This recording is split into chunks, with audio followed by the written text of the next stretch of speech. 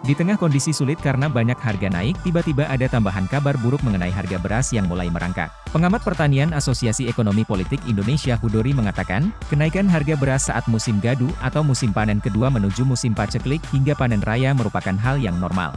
Kenaikan harga beras atau gabah selalu mengikuti irama panen, di mana harga akan rendah saat panen raya, dan meningkat saat musim gadu, kemudian menjadi tinggi saat musim paceklik.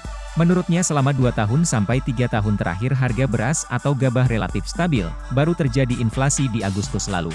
Kenaikan harga beras ini selain masalah musim, diduga lantaran pemerintah memberikan fleksibilitas kepada Bulog untuk pengadaan beras. Pemberian fleksibilitas saat musim gadu itu menurut saya tidak tepat.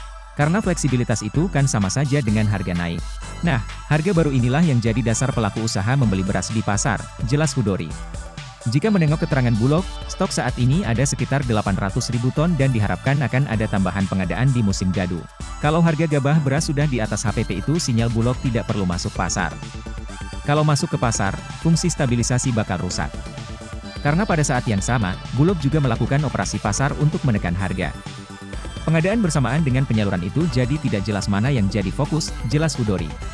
Hudori menyarankan agar kebijakan mengenai beras, gabah dapat memperhitungkan bagaimana realisasi serapan Bulog di bulan depan.